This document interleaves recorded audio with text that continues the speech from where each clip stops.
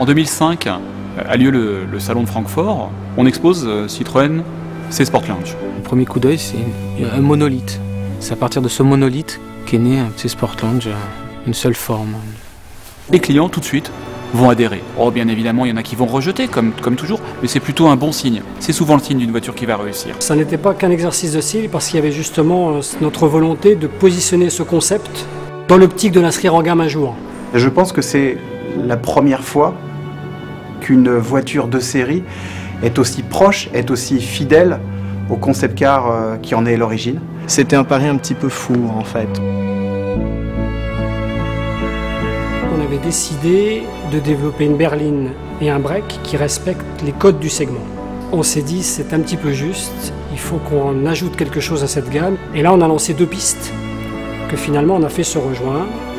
La piste du coupé, la piste de la création. Et finalement on a fait se rejoindre les deux.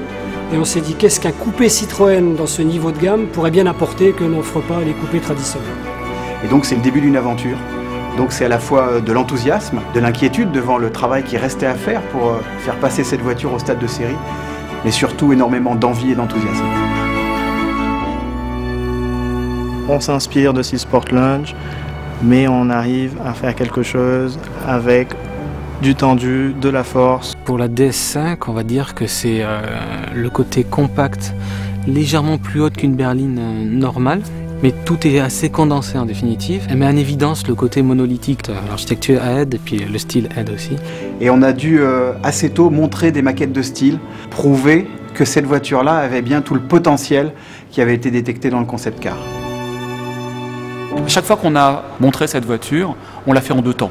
L'extérieur, l'intérieur. Et l'intérieur vient conforter, amplifier tous les phénomènes de séduction. Il y a de la passion dans cet intérieur.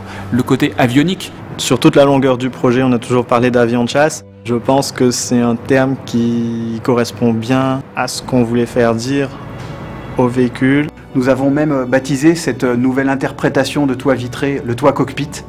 Un toit qui intègre des commandes avec une gestuelle proche du monde de l'aviation. Cet esprit vraiment centré autour du conducteur.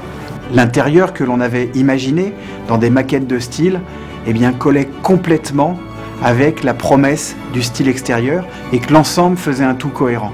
Ça a été véritablement un grand moment, un petit roulage de quelques minutes où on s'est regardé et on s'est dit tout y est. Il n'y a plus qu'à travailler, mais tout y est.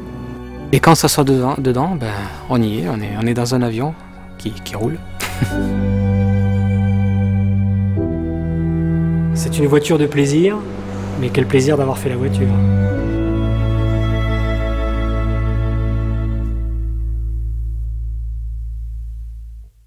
Citroën, créative technologie.